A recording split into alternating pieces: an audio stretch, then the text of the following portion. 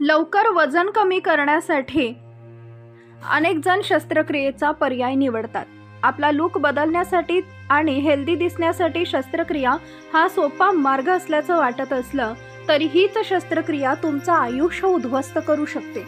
चॅनलवरती नवीन असाल तर MM मराठी न्यूजला जरूर सबस्क्राईब करा। या एका शस्त्रक्रियेमुळे पुण्यातील एका इंजिनियर महिलेचं आयुष्य एका बेडपुरतं सीमित राहिलंय। जग फिरण्याचं, आनंदाने बागडण्याचं स्वप्न बाळगणाऱ्या या महिलेला आता एकही पाऊल टाकता येत नाहीये। मस्त फिरायचं, भरभरून जगायचं, आयुष्यावर भरपूर प्रेम करायचं असं हॅपी गो लाईफ जगणाऱ्या उज्ज्वला कांबळेची आत्ताची परिस्थिती पाहून कोणालाही धक्का बसेल। तिचे सगळे फोटो बघून ती किती हौशी आहे हे आपल्याला अगदी सहज लक्षात येईल। उज्ज्वला कांबळे व्यवसायानं इंजिनियर, खराडीमधील एका कंपनीत क्वालिटी इंजिनियर म्हणून काम करायची। तिचा वार्षिक पॅकेज 30 ते 32 लाखांच्या घरात होतं। ITतल्या एका जागी बसून कामामुळे लग्नानंतर तिचं वजन वाढत गेलं। 84 किलो वजन झाल्यावर वजन कमी करण्यासाठी तिनं प्रयत्न सुरू केले। विविध पर्याय करून पाहिले, मात्र काही केल्या वजन कमी होत नव्हतं।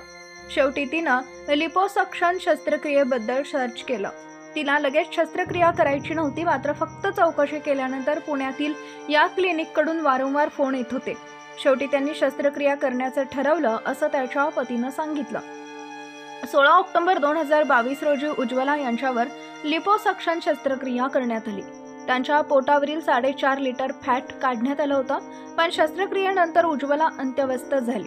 या शस्त्रक्रियेनंतर उज्ज्वलाची भयंकर अवस्था झाली।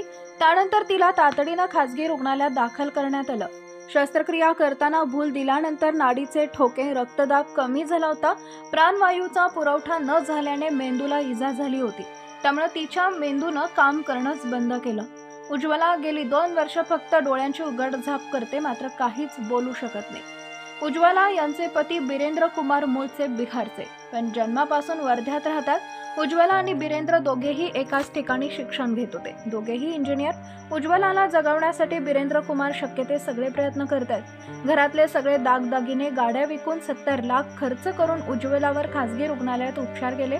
उपचारानंतरही प्रकृतीत सुधारणा होत नाही। उज्ज्वलाचे 36 वर्षाचे पती बिरेंद्र कुमार शर्मा यांनी तिच्यावरील चुकीच्या उपचाराविरोधात लढा दिला।